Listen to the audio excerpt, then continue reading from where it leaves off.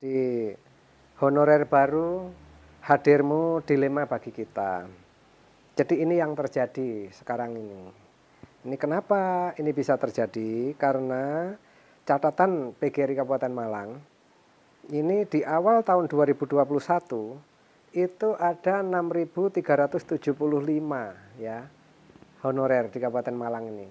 Itu dasar kita adalah penerima bantuan sosial, insentif dari pemerintah daerah Kabupaten Malang. Jadi tahun 2021 sekitar 6.375 orang penerima bansos. Oke. Jadi orientasi kami adalah yang menerima bansos ini kan berarti yang sudah diakui ya, oleh betul. pemerintah daerah. Ya. Itu Mbak. Sedangkan sepanjang perjalanan itu di 2019 ada yang terekrut P3K mulai dari 588, 1227, 432. Kalau kita jumlahkan dan kita kurangi yang dari sekolah swasta, itu kurang lebih yang honorer murni ini 2.200 yang sudah terekrut. Ya, kalau kita kurangkan seharusnya sampai dengan Maret 2023 ini 6.375 dikurangi 2.200. Yang sudah terangkat di P3K. Oke, ya bisa. Itu saja tidak kita hitung, ada sedikit ya, sebagian kecil lagi yang usia 35 ke bawah yang terekrut di CPNS-nya di 2019 awal itu.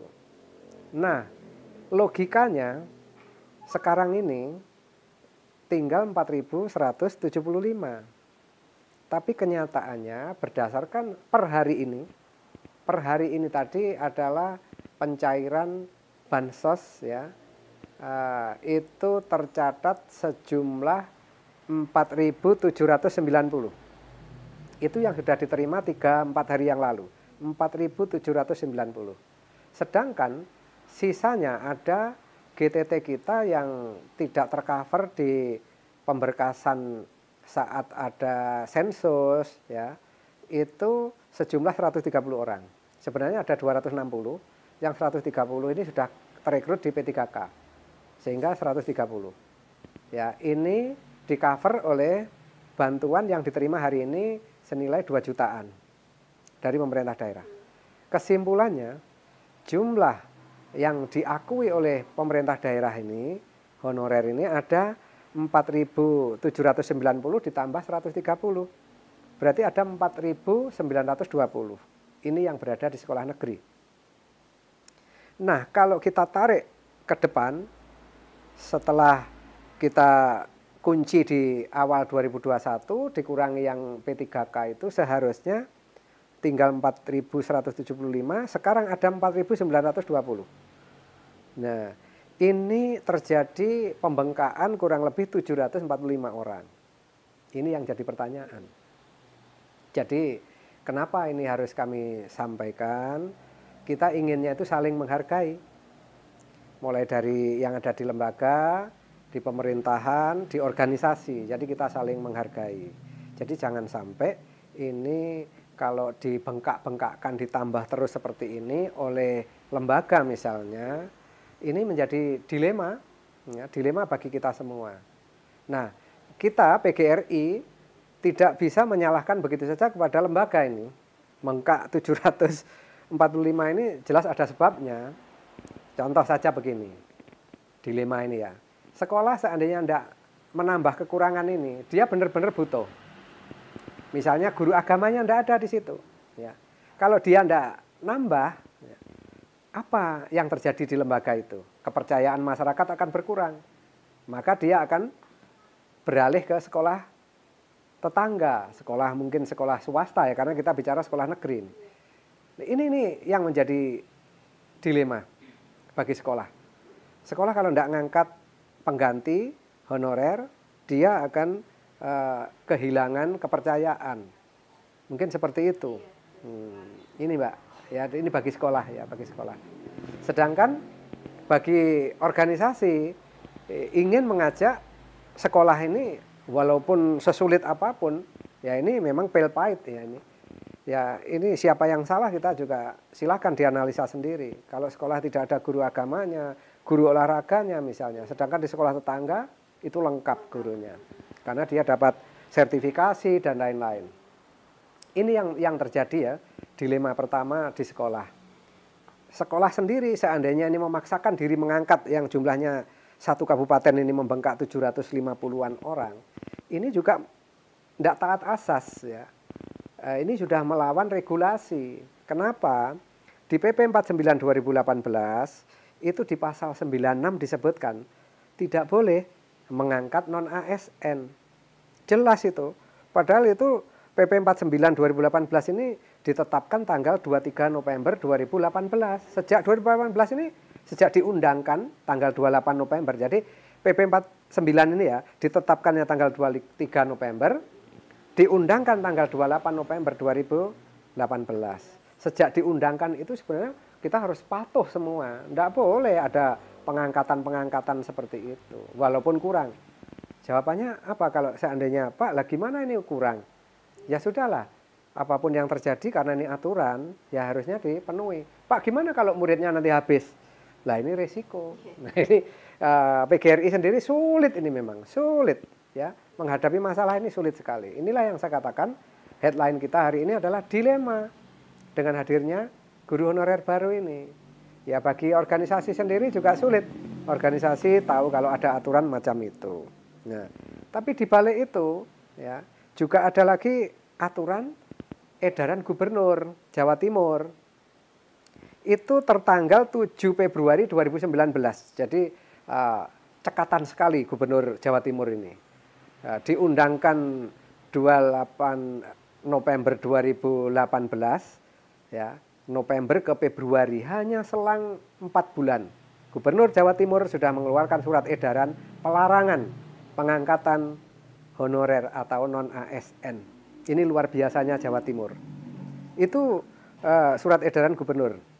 Sedangkan peraturan Bupati Malang itu lahir tanggal Perbub nomor 7 tahun 2021 itu lahir 24 Maret 2021.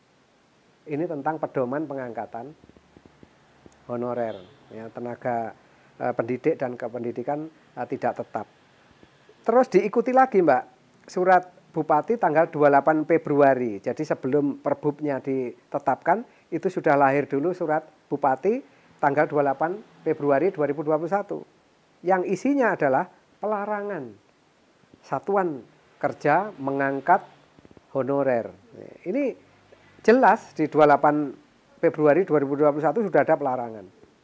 Ini sehingga berdasarkan aturan-aturan mulai dari PP,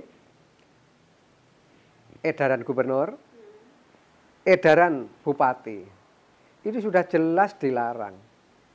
Ini yang menjadi masalah kalau sampai hari ini seperti ini, padahal di pasal 99 PP 49 2018 diatur bahwa keberadaan honorer ini dibatasi 5 tahun sejak ditetapkan atau diundangkan. Berarti 28 November 2023 nanti sudah tidak dikenal honorer. Kok sampai terjadi ini bengkak seperti ini kan menjadi masalah. Itu Mbak. Ya. Oke Pak. Sebelum kita lebih lanjut ya Pak ya, menelaah satu persatu mulai dari peraturan ini dari tadi saya mendengar memang terbentur oleh peraturan-peraturan pemerintah yang seperti itu ya, karena masih apa ya, getolnya para kepala sekolah itu untuk mengangkat honorer semacam itu. Nah, tapi sebelum itu Pak, ini ada beberapa yang mungkin kan tidak semua masyarakat, terutama guru lebih-lebih atau lulusan-lulusan dari universitas itu yang membaca peraturan ini, atau bahkan mungkin mereka tidak memahami tentang ini. Nah, mungkin Pak Dwi bisa menceritakan sedikit tentang apa sih sebetulnya tujuan dari tidak diperbolehkannya pengangkatan non ASN ini gitu Pak. Kenapa harus seperti itu? Nah, sementara kan dari pihak universitas juga terus melakukan pelulusan, tapi ternyata terbentur oleh ya semacam inilah. Begitu, bagaimana Pak kira-kira? Ya, kembali lagi Mbak. Ini dilema lagi. Ya, seperti judulnya aja dilema. Jadi memang seperti halnya pemerintah daerah ya, baik provinsi maupun kabupaten kota. Kenapa kok melakukan pelarangan? Padahal sudah tahu kalau di daerahnya kekurangan. Terbukti masih ada, diakui, diberi bansos sejumlah ribuan. Kenapa kok dilarang? Nah ini nih ya, Kenapa kok dilarang? Karena yang namanya hierarki kepemimpinan daerah itu mengacu kepada pusat. Acuannya adalah peraturan pemerintah. Peraturan pemerintah. Nah, terus bagaimana seharusnya? Nih, seharusnya pemerintah pusat ini ya segera menyelesaikan, melengkapi seluruh kekurangan ini. Sebenarnya jawabannya hanya itu. Kalau kenapa bupati, gubernur kok sampai membuat edaran padahal kenyataannya kekurangan? Ya semata-mata karena dituntut oleh peraturan. Di peraturan di atasnya membatasi 5 tahun ini selesai. Mungkin Pak Gubernur atau Pak Bupati angan-angannya, oh ini nanti selama 5 tahun pasti diselesaikan ini. Sehingga harus segera kita cut. Harus kita berhentikan untuk pengangkatan. Supaya apa? Segera selesai dan jelas jumlahnya. Kenapa? Kalau ini tidak dibatasi, terus ada nanti. Terus ya, merasa kurang, memang kenyataannya kurang. Akhirnya terus ditambahi. Kenapa kok ditambahi? Kalau tidak ada orangnya, ini nanti tidak ada kepercayaan. Kalau tidak ada kepercayaan, sekolah saya ambruk. Kenapa? Karena masyarakat akan berpaling ke sekolah lain. Ke sekolah swasta yang lengkap gurunya. Itu Mbak. Jadi permasalahan kita sebenarnya sederhana di situ. Jadi intinya kalau bisa saya simpulkan, pemerintah itu mengeluarkan peraturan seperti ini karena adanya niat tertentu ya. Selain itu apa ya, maksud saya di sini niat adalah menuntaskan supaya para ASN ini semua dituntaskan, semua dihabiskan, disejahterakan, mungkin seperti itu. Mungkin setelah dituntaskan semua, apakah ada tindak lanjut? Mungkin ada pengangkatan ASN baru atau gimana gitu Pak? Begini, kalau kita berpedoman pada PP 49 2018, khususnya pasal 99 ya, ayat A, B, pasal 99 itu, di situ disebutkan bahwa manajemen ASN nanti hanya mengenal adanya PNS dan P3K. Dan itu bagi yang non-ASN diberi waktu selama 5 tahun. Artinya setelah 5 tahun, ya terhitung nanti 28 November 2023, nanti itu yang dikenal oleh peraturan ini hanya ada PNS dan P3K. Hanya itu. Oleh karena itu, ini PGRI juga memohon ya ini dari pemerintah pusat ini juga supaya ini tidak carut-marut ya. Jadi honorer ini oke, di daerah sekolah-sekolah monggo lah. Mari kita saling patuh ya. Patuh kepada aturan ini. Tolong sudah tidak ada lagi mengangkat honorer sepihak. Karena di Perbub itu juga diatur ya tata cara petunjuk pengangkatan honorer. Yang kedua, ada pelarangan. Kita harus loyal pada pimpinan, ya, kepada gubernur, SMA, SMK, terhitung tanggal 7 bulan 2 2019 itu seharusnya sudah tidak ada mengangkat honorer baru untuk SMA, SMK. Sedangkan untuk SD, SMP, ini sebenarnya terhitung pada tanggal 28 Februari 21, itu sudah tidak ada lagi muncul angkatan baru honorer.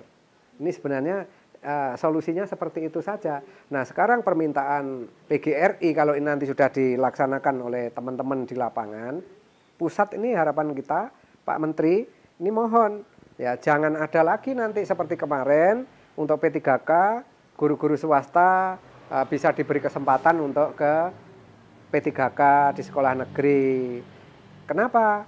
Karena di situ juga diikuti dengan semacam apa namanya kemudahan bagi teman-teman dari swasta. Ini kenapa kok berbondong-bondong hijrah ke sekolah negeri untuk ikut P3K? Karena di situ ada afirmasi sertifikasi pendidik. Dan rata-rata yang punya sertifikat pendidik ini adalah dari guru-guru swasta. Karena berbekal SK yayasan saja, S1 linier, 5 tahun bekerja, sudah bisa ikut PPG, lulus punya serdik. Nah, pada saat dibuka peluang untuk P3K boleh dari swasta, apalagi diberi afirmasi, ya, serdik.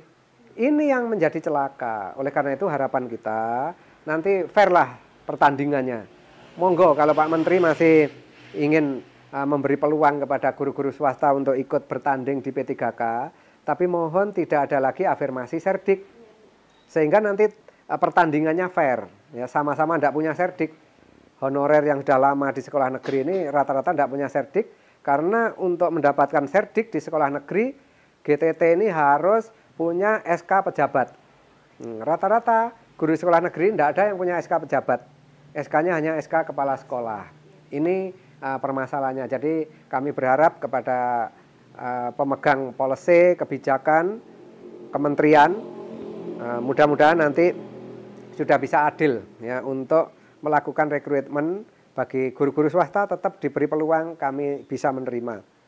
Sepanjang nanti sama dengan di sekolah negeri ya. Jadi tidak ada afirmasi serdik. Kalau seperti ini yang celaka ini dua. Satu, guru-guru honorer di sekolah negeri celaka karena lawannya tidak imbang. Yang kedua, sekolah-sekolah swasta ini pelan-pelan dimatikan. Karena dengan adanya peluang semacam ini, guru-guru swasta banyak yang berpaling ingin ke sekolah negeri ikut P3K dengan harapan peningkatan kesejahteraan dan lain-lain.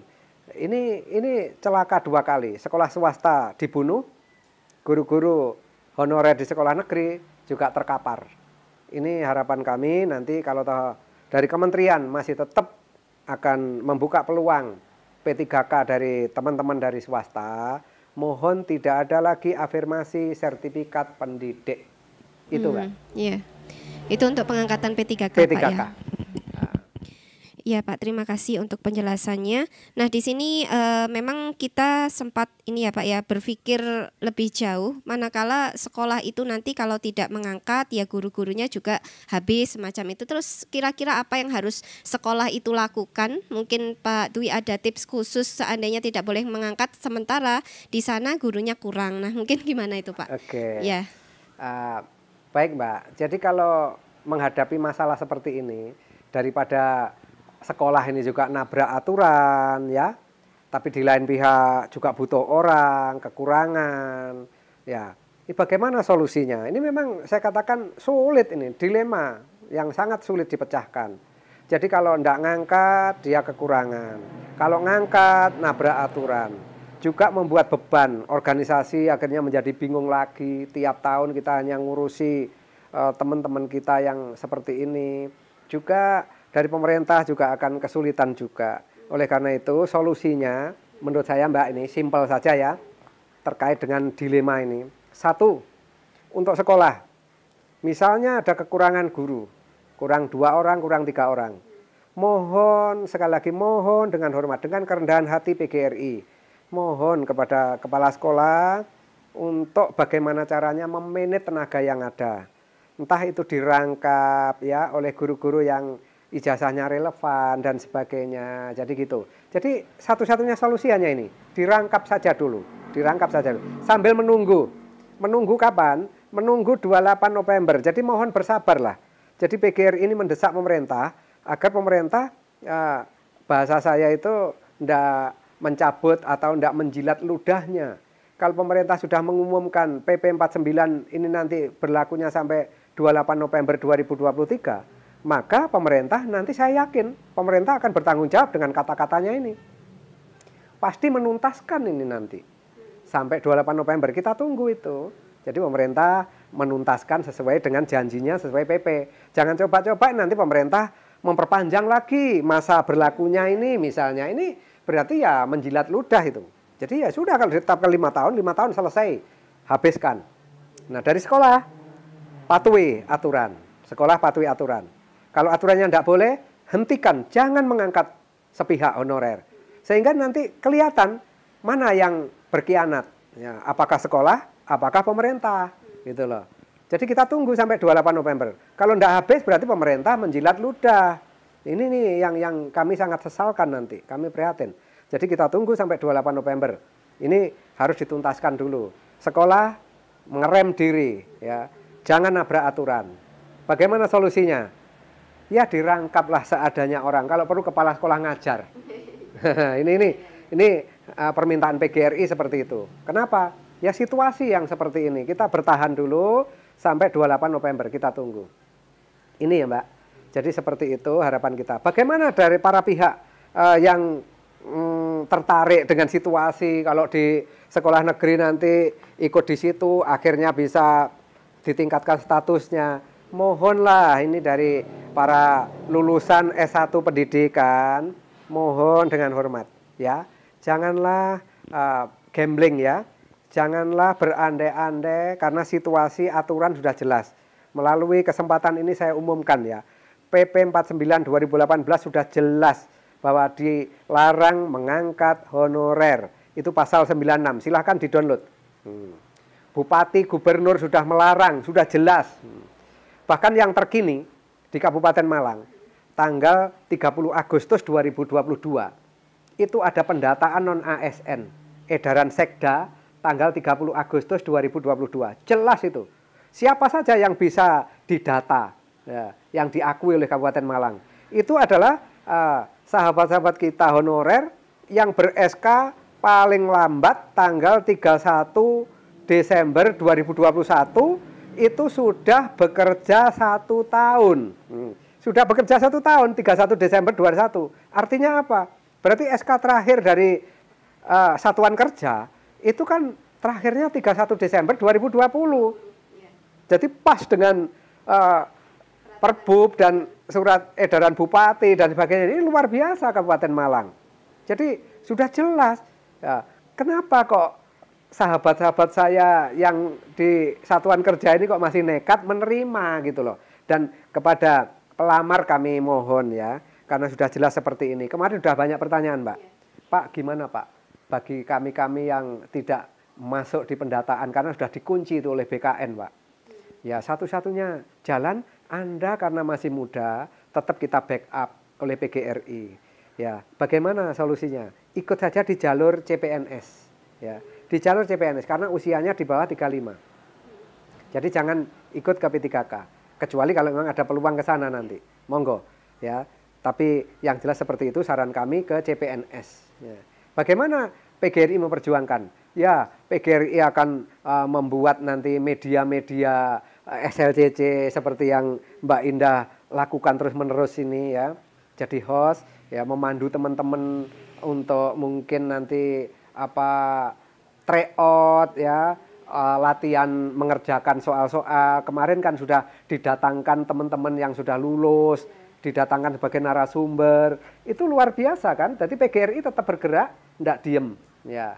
Ini ya harapan kita seperti itu. Bagi sekolah, mari kita patuhi aturan. Kita hentikan sejak 31 Desember 2020 ini sebenarnya sudah tidak boleh lagi ya.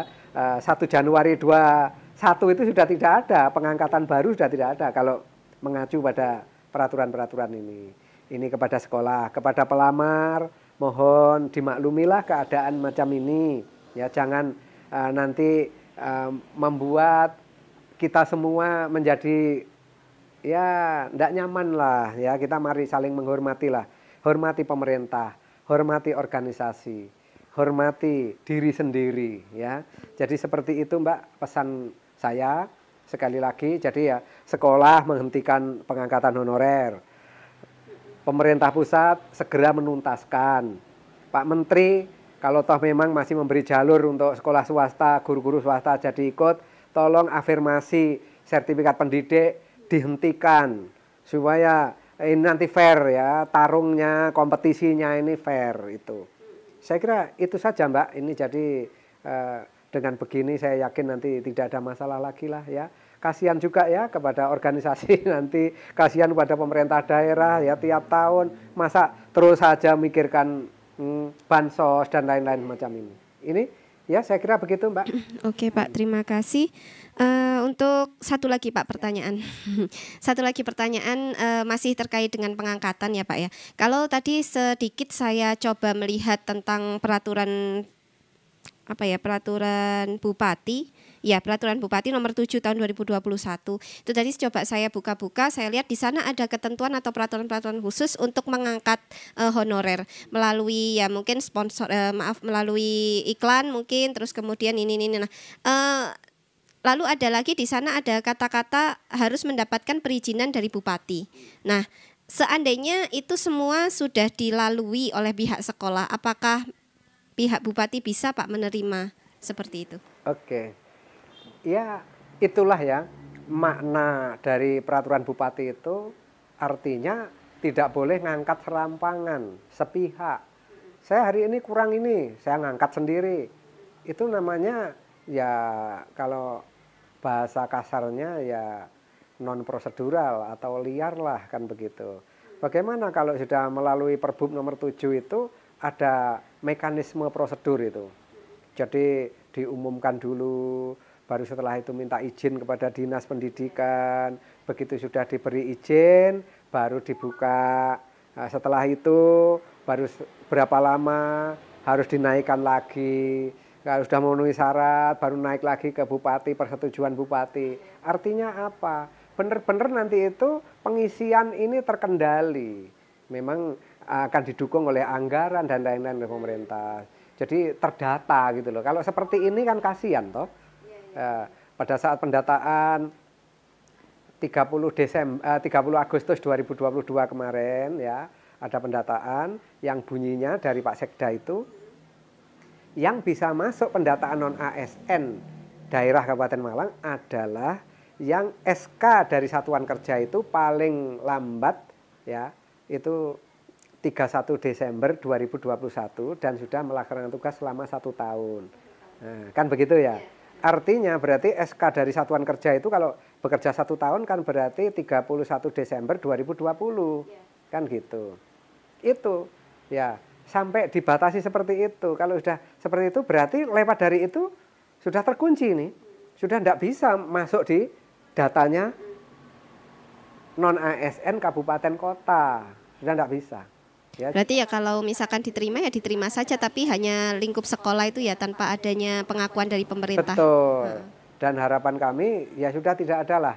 Jadi tidak ada sepihak seperti itu. Harus izin dulu. Minta izin ke dinas dulu. Misalnya begini, yang terhormat Pak Kepala Dinas, hari ini di sekolah saya purna tugas 3 orang. Guru ABC, mata pelajaran ABC. Terus karena tidak ada orang, kami mengajukan untuk penambahan honorer. Minta izin dulu. Baru diizinkan, baru setelah itu buka pendaftaran misalnya begitu. Dan seterusnya mekanisme itu harus diikuti lah pokoknya begitu. Jangan tahu-tahu ada. Ini yang tidak benar nih. Sampai 700 lebih loh Mbak. 700 lebih. Saya maaf loh ya, agak kaget ini, kaget.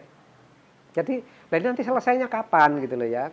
Kita kan ya benar, itu kemarin kan sudah dikunci ya. 700 ini kan berarti dia tidak bisa masuk di data ya. Tidak bisa.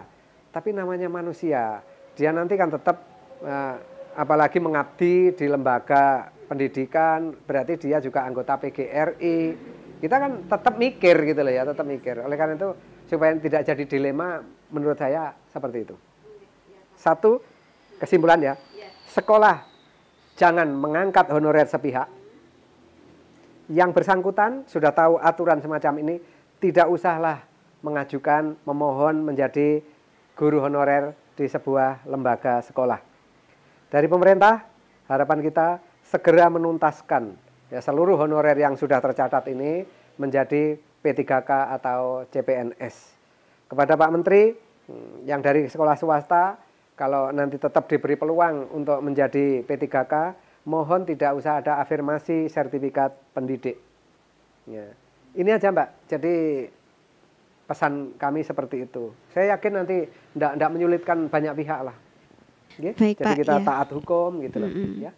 Oke ya Pak, ini dalam rangka apa ya Pak ya, menuntaskan ASN yang kemarin yang non ASN kemarin yang belum tuntas seperti itu ya Pak.